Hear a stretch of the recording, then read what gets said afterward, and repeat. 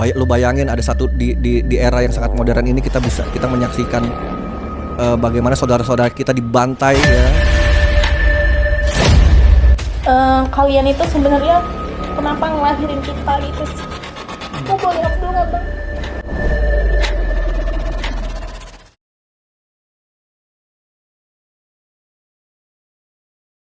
Halo gitu friends, selamat datang di podcast gitu-gitu aja bersama gue Ali Yunoya. Dan gue Valid Lazuardi. Podcast yang bikin hidup lo, karir lo, dan juga usaha lo Nggak gitu-gitu aja. Oke, mantap. Mantap. Nah, hari ini nih Cu, kita kedatangan dokter. Wih, luar biasa nih. Kita sambut aja ini Dokter Muhammad Arif Gunawan, MKK SPOK. Panjang gak tuh? Halo, selamat malam. Halo dokter Malam Arif. semua. Perkenalkan, saya Dr. Arif. Saya merupakan dokter spesialis kedokteran okupasi. Saat ini saya bekerja di klinik Pertamina IHC, salah satu cabang dari IHC Corporation. Saat ini saya menjabat sebagai kepala medical check-up, membawahi klinik-klinik Pertamedika yang berada di se-Indonesia, ada Palembang, Kalimantan, dan lain sebagainya. Nah, tadi kan okupasi ini adalah sebuah spesialis untuk kesiapan bekerja di karyawan untuk di perusahaan kan. Betul. Skop pekerjaan lu tuh apa aja sih? Oke, okupasi. Kalau kita bicara okupasi, semua orang pasti kerja ya. Kemudian juga 90% itu populasi Indonesia, 80-90% adalah populasi produktif. Otomatis semua akan bekerja, dan tentu dari pekerjaan itu apakah ada yang aware tentang kesehatannya. Nah, disitulah okupasi masuk. Nah, okupasi masuk itu bisa ada dua hal yang bisa kita intervensi. Pertama dari sisi pekerjanya, jadi apakah pekerja itu sehat. Kemudian dari tempat kerjanya, apakah tempat kerja yang pekerja tersebut berada itu sehat dan tidak menyebabkan penyakit. Nah, dari okupasi itu menggabungkan semuanya, dari tempat kerjanya, kemudian dari pekerjanya, sehingga menimbulkan peningkatan produktivitas. Fun fact-nya sih, 20% kalau pekerja itu sehat, itu bisa meningkatkan produktivitas. Jadi kalau kita pekerja sehat semua, dari yang produksinya 10 unit bisa menjadi 120 unit. Nah, ini mungkin bagi business owner ya, tentu dari sisi nominal nih meningkat nih. Nah, mungkin bisa masuk ke situ tuh. Kadang ya gitu, karena kita business owner, apalagi dia nih dok nih. Kadang-kadang dia sebagai Kalian berdua kan? Iya. Nggak, maksudnya khusus buat case ini dok. Dia sebagai business owner tuh sering banget dok, selama karyawannya belum mati, artinya dia sehat dok. Masih bisa kerja kan? Kita ada jargonnya di sini Oh, iya, ya, iya. Dok. Jadi karyawan kita nih ya, kalau misalnya dia belum mati jangan dikubur dulu. Iya, jadi kerja terus. Pasti ada deadline ya. Iya gitu. Jadi ya selama belum mati lu berarti masih sehat. Iya. Itu nggak baik ya dok ya. Ya nggak boleh lah. Tapi dok, ada nggak sih kayak yang medical check up gitu, pasien-pasiennya absurd gitu dok? Kayak misalnya, dok, saya sehat gak nih ginjal saya nih, mau saya jual soalnya. Nggak ada sih, nggak ada yang aneh-aneh kayak Itu gitu. absurd banget sih. Karena rata-rata orang yang medical check up tuh untuk kerja. Jadi mau nggak mau dia akan membuat waktu assessment penilaian medical check up itu sesehat mungkin. Supaya apa? Supaya diterima oleh perusahaannya. Tadi kan yang dilihat adalah si pekerjanya dan juga tempat kerjanya. Iya. Betul. Nah, yang di-assess tuh apa sih? Prosesnya seperti apa? Saya ini sebagai okupasi itu bertugas ada dua. Yang tadi pekerjanya, yang saya lakukan, kok saya jadinya formal sekali. Aneh juga nggak apa-apa dok, aneh. Ya, Ya, kayak orang Arab. Oke, yang gue lakukan itu adalah medical check up pekerja-pekerjanya. Kemudian dari tentu medical check up nggak cuma satu ya. Biasanya tuh sekitar 80% atau hampir 100% harus melakukan medical check up. Kalau secara Permenaker itu diwajibkan memang setahun sekali harus melakukan medical check up. Oh, setahun sekali ya? Setahun sekali ya? Baik itu mau perusahaan formal atau informal ya, itu harus wajib untuk medical check up. Kemudian dari situ, dari hasil medical check up itu baru data yang ada gue collect semua, gue datain semua, datang di berapa banyak sih orang hipertensi, berapa orang sih yang diabetes, terus juga obesitas di situ seberapa banyak sih. Nah dari situ gue kumpulin semua, dapat database penyakit-penyakitnya apa saja, baru nanti gue masuk ke perusahaan. Ini selesai dulu. Di perusahaannya dia ngapain sih di perusahaan? Apakah tempat kerjanya itu sehat nggak sih? Dari udaranya, kemudian apakah dari posisi duduknya, kemudian juga ada tekanan dari atasan. Jadi dari banyak aspek, dari fisika, kimia, biologi, ergonomi, dan tadi psikososial tadi. Di situ 5-5-nya gue kolek semua, data di lokasi tempat kerja, sama dari hasil medical check up, gue gabungin jadi satu, dapatlah program-program kerja. Contohnya program wellness. Jadi misalkan orang itu banyak yang obesitas. Obesitas itu bisa menyebabkan sekitar 30%-an itu penyakit kardiovaskular. Jadi serangan jantung. Untuk mencegah itu harus ada programnya. Programnya apa? Jadi ada banyak, ada promotifnya. Promotifnya itu semacam edukasi bagaimana sih cara menurunkan berat badan. Kemudian juga preventif itu pencegahan. Kalau dia ada obesitas, mau diapain nih? Pencegahannya seperti apa supaya jangan obesitas? Seperti pemberlakuan aturan dari perusahaan wajib jalan kaki 6.000 atau 8.000 langkah dalam satu hari. Nah itu masuk dalam aturan perusahaan. Nah itu masuk ke situ tuh. Itu preventif, pencegahan. Perusahaan bikin kebijakan. Karena ini ranah perusahaan ya, bukan ranahnya pekerja. Mereka nggak bisa ngapa-ngapain. Mereka harus ngikutin apa kata atasan. Kemudian dari sisi kuratif, pengobatan, orang-orang yang sudah obesitas mau diapain nih? Apakah dia perlu konsultasi ke spesialis gizi atau dia perlu mengikuti program penurunan berat badan dan lain sebagainya. Intinya mengobati orang-orang obesitas itu. Berarti sifatnya lebih kayak komunal gitu, nggak spesifik per orang-orang gitu ya? Bukan. Kalau selama ini kan taunya dokter datang kasih obat, selesai pulang. Kalau ini enggak. Ini lebih ke arah resep juga tapi berbentuk program supaya mereka itu pekerja dan perusahaan tetap sehat. Lebih ke arah sana. Dok, kalau karyawan saya sering ngantukan, Dok. Itu tandanya apa, Dok? Gula apa? Kalau secara ilmiah ya. Kalau secara ilmiah, kalau ngantuk itu tandanya kurang oksigen. Kurang oksigen yang sampai ke otak. Berarti harus di itu, Dok. Kasih oksigen banyak ya. Kasih napas buatan.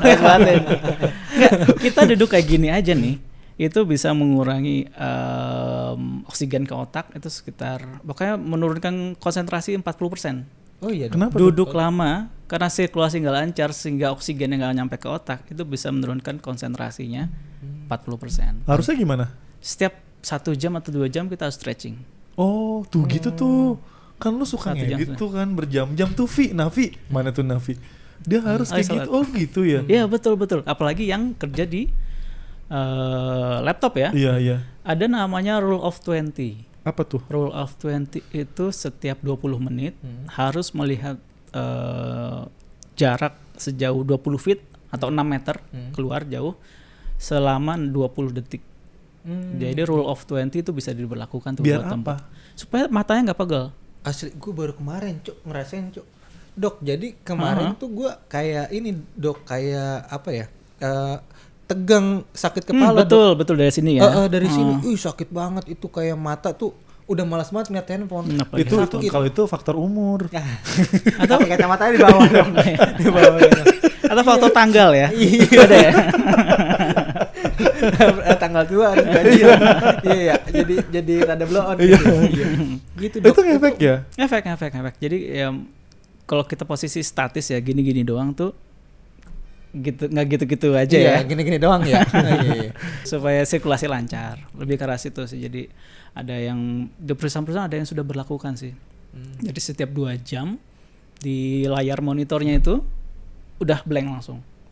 Blank untuk otomatis gitu ya? Iya, otomatis. Jadi emailnya segala macam layar mati semua, otomatis untuk melakukan peregangan.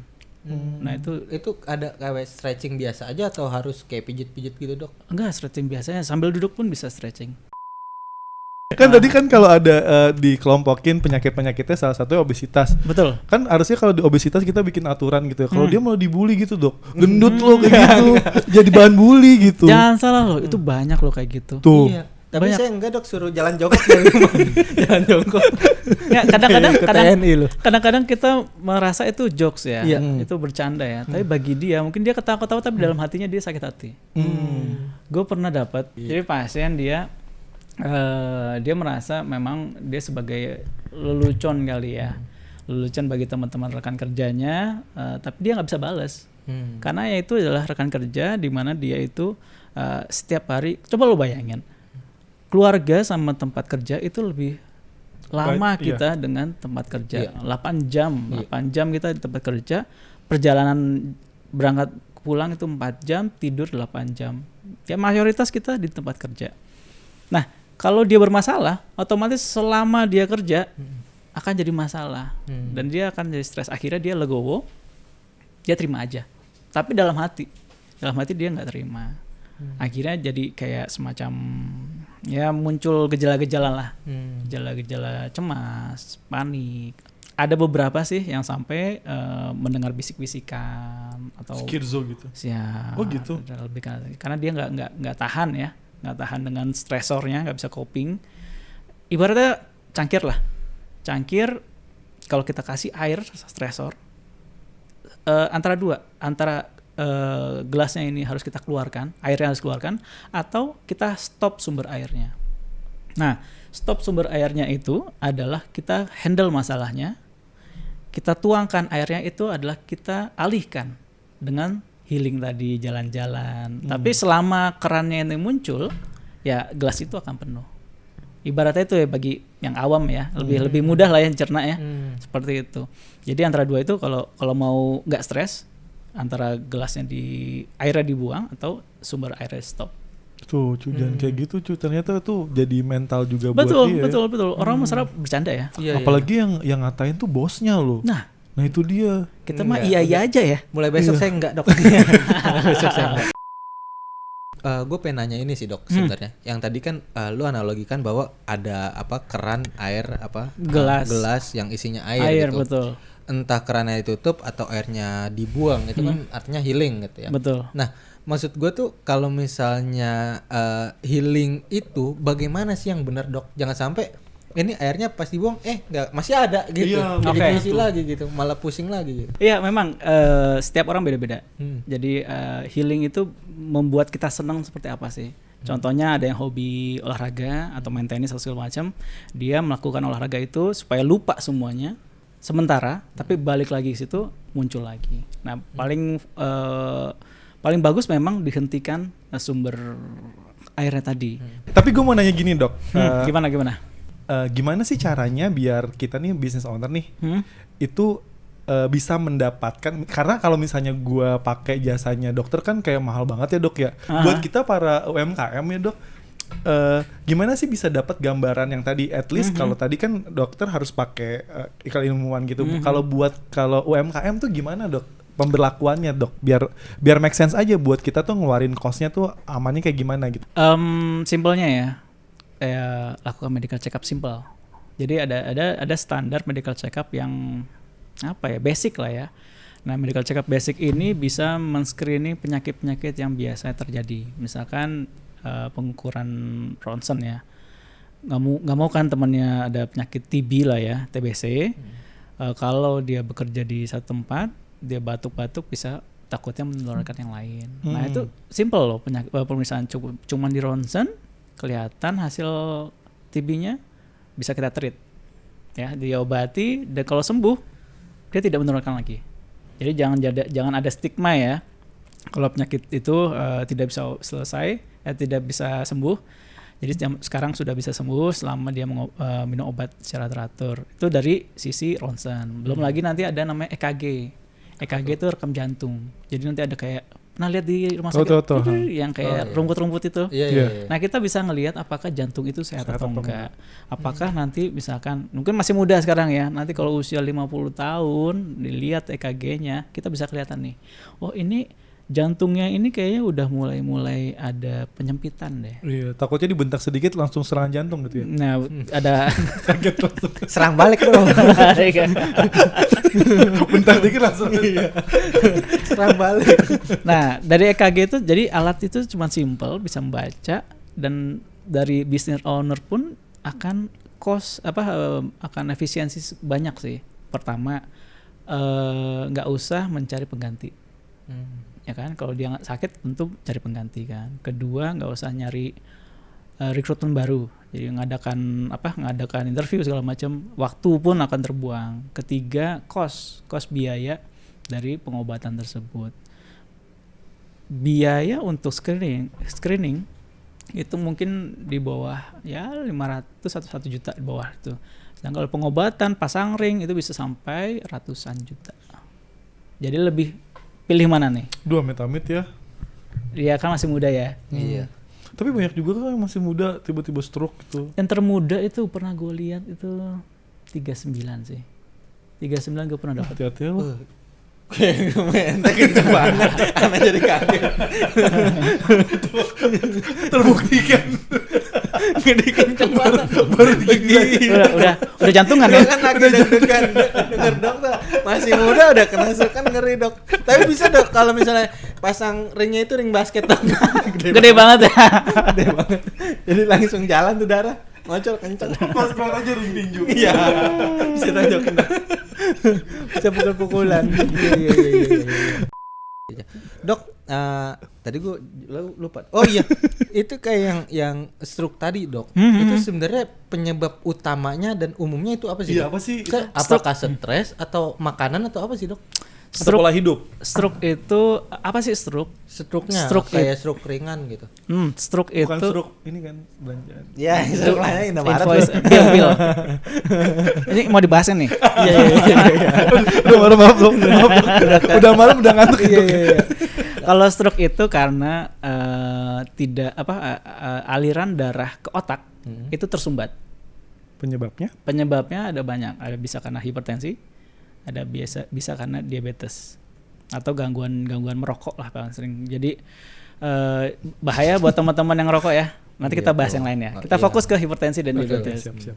Nah, hipertensi itu seperti ibaratnya kalau kita nyiram air ya, nyiram tanaman kan. Kalau kita sumbat, kita tekan ya, semburannya akan semakin kencang. Nah, otomatis kalau berat balon, kalau kita semprot semakin besar, pecah dia. Itu stroke karena hipertensi. Kedua karena diabetes. Diabetes itu kita pembuluh darah nih. Pembuluh darah ini dia kalau bahasanya apa ya? Kalau karet tuh getas ya. Kalau kena dikit pecah. Itu kalau diabetes. Jadi pembuluh darah di otak, dia karena hentakan sedikit tadi dikagetin tadi, pecah lebih mudah untuk terjadi pecah pembuluh darah di otak. Itu kalau dari diabetes. Kalau merokok ini dia bisa menyebabkan gangguan distribusi lemak. Jadi kalau kita tahu ya, pembuluh darah kan ibaratnya selang ya. Kalau distribusi normal, lemak ini terbagi rata. Kalau ada rokok, dia akan menyumbat sini, kemudian rata, kemudian menyumbat lagi. Nah, itu terjadi kalau perokok. Perokok ini kalau memang ada di pembuluh darah otaknya itu terjadi sumbatan, bisa jadi stroke. Karena disumbat oleh lemak itu. Betul. Ya, sumbernya lemak itu. Kalau makan kolesterol tinggi bisa ke sana. Yang lebih ngeri kayak misalnya abis makan yang kolesterol tinggi terus ngerokok gitu ya dok ya? Kombinasi ya. gitu Habis itu ya? ngopi. Gitu ya makin dok, naik tekanan darahnya kan? Walaupun dia abis olahraga gitu dok? Nggak ngaruh, justru kadang kalau olahraga pun jadi tekanan darah meningkat kan? Nggak, kalau hipertensi itu dari makanan juga berarti dok? Nggak, hipertensi itu lebih ke genetik. Genetik? Betul, kalau orang tua, bapak atau ibu ada riwayat hipertensi, kemungkinan besar kita juga hipertensi. Antara itu waktunya kapan? Berarti kalau misalnya yang tadi tiba-tiba tekanan darahnya tinggi terus tiba turun itu masih normal aja dok? Betul, masih normal. Jadi ada alat namanya ABPM ya. Ada BPM itu semacam alat dipakai selama 24 jam. Kita ukur tekanan darahnya. Kita buat rata-rata apakah rata-rata tinggi atau rata-rata normal. Nah, kalau memang rata-rata tinggi berarti harus menggunakan perubahan pola hidup dan obat-obatan. Oh, itu selama 24 jam dicek. 24 Oh, jam. gitu. Makanya kenapa ya orang yang hipertensi itu harus minum obat terus-terusan ya, nggak boleh berhenti. Betul. Jadi sampai saat ini belum ada obatnya. Oh iya. Oh, belum Nggak ada obatnya? Nggak ada obatnya. Jadi hipertensi itu hanya mengkontrol. Oh, oke. Kalau ini dok, ini gue sering tanyain juga, maksudnya gue sering juga banyak dapat informasi dari beberapa literasi. Maksudnya gue nonton di YouTube sih sebenarnya lebih kayak begadang itu bisa menimbulkan efek apa sih dok di kemudian hari gitu? Begadang itu kita tahunya ada namanya irama sirkadian ya. Jadi misalkan sirkadian. Jadi misalkan tuh kalau pernah nggak sih ngerasa bangun tidur tiba-tiba alarm belum nyala, kita udah bangun duluan. Iya. Nah, Alarm tubuh tuh. kemudian juga ke BAB pagi-pagi setiap jam 5 gitu kan pasti BAB. Iya. Itu ada namanya alarm dalam tubuh kita. Nah, kalau 24 jam kemudian waktu tidurnya ngaco, itu akan merusak itu semua. Nah, irama sirkadian itu kalau memang terganggu akan mengganggu kortisol, menghasilkan kortisol sehingga adrenal meningkat, hormon stresnya meningkat. Mungkin dari situ penyebabnya dia stresnya meningkat. Stres gen apa yang masih muda itu karena dia begadang terus ditambah minum kopi, kemudian juga merokok juga. Nah, itu menghancurkan hormonal, kemudian juga semakin jadi stres, kemudian bingung kan mau diapain lagi.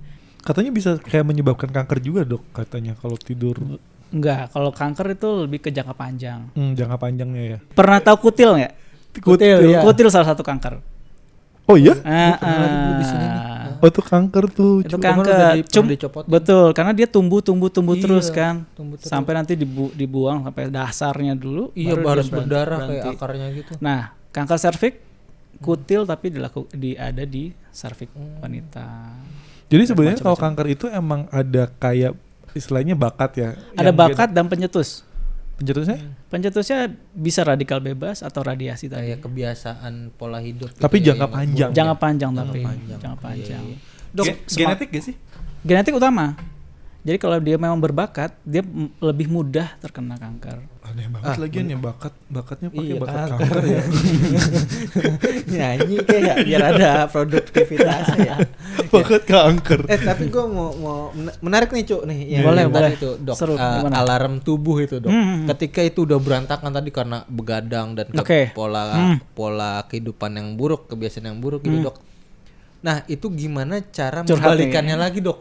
Oke. Misalnya Misalnya dibayar curhat di sini sih dok. Maaf ya dok. kita mewakili teman-teman. Ini pertanyaannya ada 3.000 dok. Kayaknya teman-teman diem aja deh.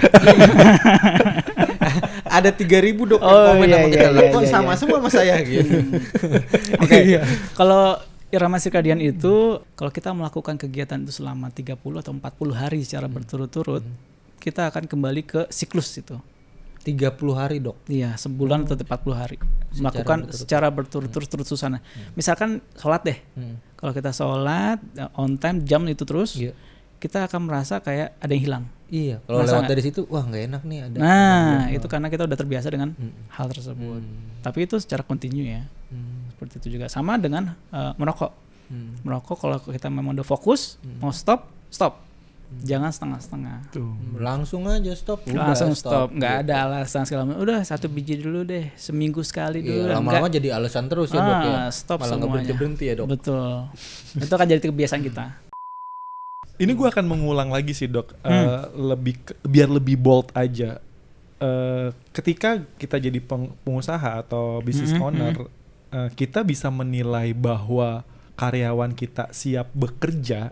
Itu indikatornya apa sih dok? Kalau siap bekerja, mungkin fit atau tidak ya. Fit untuk bekerja atau tidak. Tentu kalau dari sisi okupasi ya, itu ada 7 langkah. Ada banyak lah langkah-langkahnya. Yang pertama adalah apakah status kesehatannya. Kedua, dari pekerjaannya apa. Apakah dari kesehatannya, kemudian dari pekerjaannya match nggak tuh. Kemudian dari sisi perusahaannya mau atau enggak. Kemudian dari terakhir baru dilakukan fit atau enggak. Dari kesehatan dan perusahaan akan dilakukan matching. Kalau cocok silahkan, tapi nanti akan ada temuan tuh misalkan ada keterbatasan apa, handicapnya apa sih, kecacatannya apa, apakah dari perusahaan itu masih mentolerir atau tidak. Nah itu kebijakan dari situ, karena sifat dari kami rekomendasi. Itu kan kalau dari sisi karyawannya. Terus tadi kan dokter juga bilang dari tempat bekerja, bekerjanya betul. layak atau tidak. Nah, ini buat pelajaran gue juga nih. Maksudnya tempat bekerja yang layak untuk nyaman bekerja itu seperti apa sih, Dok? Gitu. Ada banyak kategorinya, dari faktor fisikanya, apakah udaranya, terus juga ventilasinya gimana, pencahayaannya gimana. Tentu kalau kita kerja tempatnya remang-remang nggak nyaman juga kan. Pasti nanti pertama dia akan membungkuk untuk ngelihat tulisannya. Masuklah ke gangguan muskuloskeletal atau gangguan otot ya. Sering nggak sih pegel-pegel? Iya, ini udah pegel nih, Dok, dari tadi. Iya Bungkuk nih, gue makanya Pegel-pegel. tegakin nih. Ini juga harusnya nyenderan ya. Oh, harusnya senderan. Harusnya nyenderan. Oh, harusnya nyender. Makanya ada lekukan itu, ada lekukan itu. Nah, senderan lagi. Jadi tubuh kita tuh nggak rata ya, dia ada tekukannya. Nah, fungsi dari bangku itu dia menyesuaikan dengan tulang belakang kita. Oh, jadi harus senderan. Makanya gitu. harus senderan. Oh, jadi emang harus senderan tuh, cuy. Iya, emang harus senderan. Betul. Kalau mau nyaman ya, kalau kayak gini terus dia akan pegel. Makanya tadi direkomendasikan 2 jam stretching. Berarti dari bangku Bekerja. terus apa lagi, Dok, yang perlu kita, kan jadinya gue belajar Apa sih? besok Apa di kantor kalian tuh tempatnya harus bergerak di bidang apa nih? kita di kreatif, Dok. Kreatif.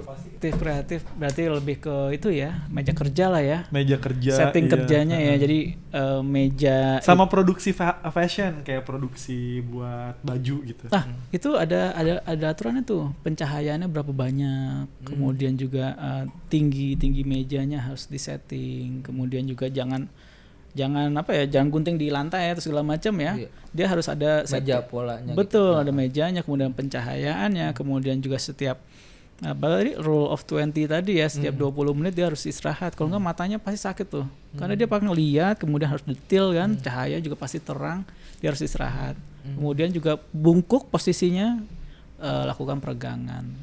Dari situ bisa lakukan tuh. Jangan lupa ada sisa guntingan pasti ada percak gitu ya. debu-debunya, Debu-debu, dia ya, bisa bahan. terhirup. Nah, menggunakan Masker. Nah, Itu efeknya apa ASN. kalau misalnya ada kemasukan debu-debu itu? Tergantung bahannya apa yang digunakan. Apakah ada bahan kimia atau hanya debu biasa atau ada debu pasir atau silika. Ini sifatnya kronis ya. Mungkin baru terasa setelah 20 atau 25 atau 30 tahun. Bisa pakai TBC gitu. TBC itu lebih ke udara sih, udara lembab, kemudian juga itu kurang pencahayaan. Nah, lihat juga pencahayaan bagus nggak di sana lokasinya. Ventilasinya gimana, aliran udaranya itu bagus nggak? Kebanyakan kayak AC gini, Dok. Kan nggak ada aliran udaranya, Dok. Ya, kalaupun dia ada filternya. Ada filternya, kemudian filternya itu dibersihkan atau enggak. Tapi kalau buat yang kayak duduk di AC kayak begini harus kayak gimana ya, Dok? Karena kayak ini kawan-kawan di sini kan ber-AC terus kan gitu. Ya kalau memang merasa tidak nyaman, ada bisa adaptasi bisa mekanik nih, dengan menggunakan baju yang hangat atau pindah ke lokasi yang lebih hangat. Ada itu sih, ada aturan suhunya berapa sih suhu ruangan, apakah terlalu dingin atau terlalu panas. Idealnya berapa, Dok? Sekitar 27 sampai 31 kalau nggak salah. Itu yang sehatnya Itu yang sehat. Ih, itu panas banget gak sih, Dok? 27 sampai 31. Enggak, itu normal. Normal. Nah, kalau AC aja 27 mana dingin. Iya, nggak perlu dingin-dingin. Yang penting nyaman adem, ya. Yang penting nyaman. 20 kayak AC aja 25 udah gerah kan? Iya, Dok. Ya, 30 Ente kegerahan. mau nggak sih? dingin di freezer no, kulkas beku ente. Nah, kayak di nyamannya gitu ya. Tapi kalau memang mau lebih dingin ya silahkan. Tapi bahaya gak sih, Dok, kayak terus-terusan? Soalnya ada beberapa cerita kawan tuh dia kayak kerjanya tuh berhadapan langsung sama AC, terus dia udah kerja terus gitu sampainya tiba-tiba dia jadi stroke gitu. Ada banyak sih kemungkinan. Yang pertama gangguan elektrolit ya. Gangguan elektrolit, percaya nggak sih kalau kita bisa dehidrasi dengan hanya bernapas? Percaya. Kalau kita hahaha gitu kan, depan kaca pasti ada embunnya kan. Iya. Itu adalah cairan tubuh kita keluar. Jadi kita dengan napas pun cairan tubuh kita keluar. Kenapa jangan boros-boros? Biar nggak cepet dehidrasi. Nggak, tidur aja kan jadi aus ya. Dok, Iya ya? betul, bangun tidur langsung haus kan. Bangun Nah, tidur haus, dehidrasi itu. nah ya. kadang disertai dengan elektrolit. Dan elektrolit itu berfungsi untuk menggerakkan otot.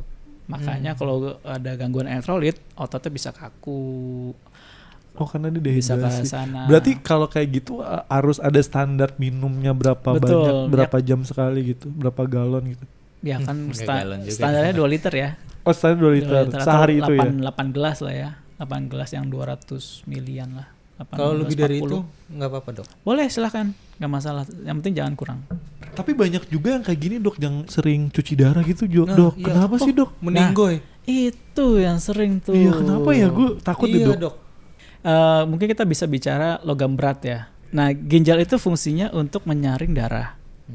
Kalau kita lihat saringan lah ya, saringan itu pasti ada bolong-bolongannya kan. Nah, bolongan-bolongan ini kalau dia masuklah zat-zat kimia yang partikel besar-besar, itu bisa menyumbat dari saringan ini sehingga dia tidak bisa menyaring, akhirnya gagal ginjal. Pathway berikutnya, ginjal kan butuh pembuluh darah ya kan? Ginjal itu butuh darah untuk mensuplai dia gitu ya. Sama kayak jantung atau otak, dia butuh darah kan.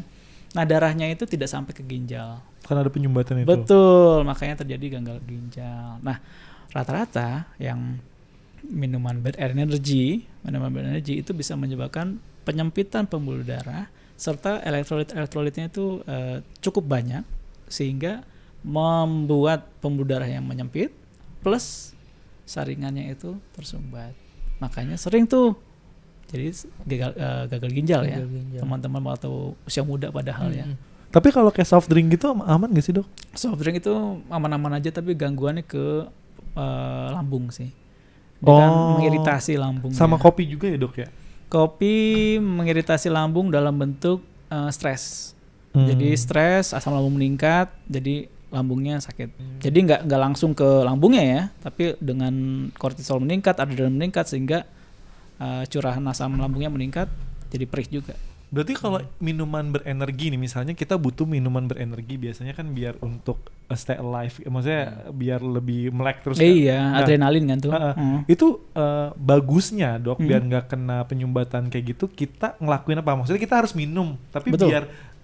biar sumbatannya itu akhirnya kebuka lagi tuh harus apa? Apakah olahraga kah atau apakah gitu? Itu sifatnya sementara. Jadi waktu kita minum, adrenalin ada, dia akan kebuang lewat urin. Jadi sifatnya cuma beberapa jam. Jadi nggak sampai permanen lama-lama. Jadi kalau mau menghilangkan kadar itu ya minum air putih yang banyak. Minum air putih yang banyak diharapkan bisa mendilusi. Mendilusi kadar dari tadi minuman tadi supaya keluar lewat urin. Oh, yang kayak saringan tadi ya seenggaknya disaring-saring lagi gitu ya dok. Ibaratnya saringan nih kasih kucuran air banyak nih supaya dia keluar. Nah, sehingga plong lagi nih. Gitu. Ya diimbanginnya sama air putih. Ya betul. dok ya. Ini berlaku juga bagi itu ya, alkohol ya. Alkohol juga ya. Alkohol dia mungkin dari liver kemudian dia akan ke urin. Ya kalau kebanyakan minum air putih yang banyak diharapkan keluar situ. Kayak bir juga gitu ya dok? Bir bisa. Tapi tetap nggak baik ya. Nggak boleh ya adik-adik ya. Nggak boleh ya. Gue sebenarnya ada satu pertanyaan yang tadi kita bahas tuh dok. Yang mana? Sorry ya, gue harus tanya ini. Kayak sebaiknya tuh gimana? Karena ini beririsan antara HR implementation sama yang namanya medical. Once misalnya lu punya karyawan, ya, terus karyawan lu sakit berat, ya. Kalau di peraturan perusahaan gua kan 1 bulan pertama, 2 bulan pertama, terus sampai 3 bulan itu bayarnya full. Tapi kalau udah ke 3 bulan ke 4 bulan gitu, itu 75%, 50% gitu. Oke, sampai sesuai aturan akhirnya lah ya. Sesuai aturan. Tapi kalau udah lebih berapa bulan itu kita nggak bisa lanjutin gitu.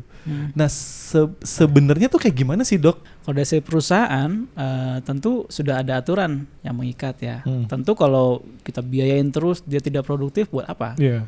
Memang sudah ada sosial ya. Betul, sudah ada aturannya, bisa diberlakukan, tapi perlu juga dilakukan konfirmasi.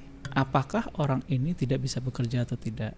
Apakah bisa bekerja atau tidak? Misalkan nih, dia ada gangguan jantung. Tapi jantung dia bisa kerja atau enggak sih? Nah, itulah assessment dari kami nih sebagai okupasi, dia layak nggak sih untuk bekerja dengan kapasitas jantung dia seperti itu, bisa nggak sih melakukan pekerjaan yang sesuai diminta oleh business owner tersebut. Kalau memang dibilang itu, oh ini tidak bisa atau bisa, lanjut. Kalau tidak bisa, bisa dialihkan ke bagian yang low risk. Low risk misalkan pekerjaan administrasi atau pekerjaan yang tidak membutuhkan aktivitas fisik lainnya atau sortir barang, itu bisa dilakukan. Kalau itu memang tidak bisa juga, baru berlakukan yang aturan Kemenaker tadi. Nah, intinya kita saling membantu ya. Iya. Pekerja membantu perusahaan, perusahaan juga membantu pekerja. Oke, mungkin nih pesan note-nya buat perusahaan maupun karyawan ya. Tentu kalau karyawannya sehat dan nyaman, dia akan memberikan segala energinya, kemudian waktunya untuk perusahaan. Di perusahaan juga pasti akan mendapatkan hasil lebih optimal. Tadi seperti tadi hasil riset tadi bisa menambah produktivitas sebanyak 20%. Dan kita lihat juga tadi kalau memang tidak diperhatikan baik dari perusahaan atau pekerjanya, efeknya itu panjang. Tidak hanya menyelesaikan pekerja itu di-cut atau apanya. Kita akan melihat dari sisi keluarganya dan lain sebagainya. Intinya bagaimana dia bisa survive kalau tanpa pekerjaan. Nah, inilah pentingnya pencegahan promotif dan preventif. Promotif itu bagaimana perusahaan itu mengedukasi pekerja-pekerjanya supaya lebih sehat. Dan preventif, pencegahannya apa aja, melakukan medical check atau program-program apa aja yang bisa dilakukan untuk karyawan supaya tetap sehat. Dari sisi karyawan, kalau sudah diatur seperti itu, dia harus ikutin. Jangan suka ngelanggar. Kamu ada medical check up, kenapa kamu nggak ngelakuin medical check up? Padahal buat dia sendiri, benar nggak? Kamu ada aturan misalkan jalan 6.000 langkah sehari, kenapa kamu nggak lakukan? Karena itu harusnya buat dia sendiri, bukan buat perusahaan. Nah, itu yang perlu disadarkan oleh edukator lah ya, supaya karyawan itu sadar dan perusahaan juga aware tentang kesehatan tersebut. Kadang kita pikir capek itu biasa, ngantuk itu wajar, stres itu bagian dari kerja. Padahal bisa jadi itu alarm tubuh lo udah teriak minta diservis. Cek kesehatan itu bukan gaya-gayaan, itu cara biar lo tetap waras. Cuan jalan terus, karir lo naik kelas. Bukan malah ngeluh, udah healing kok tetap stres ya.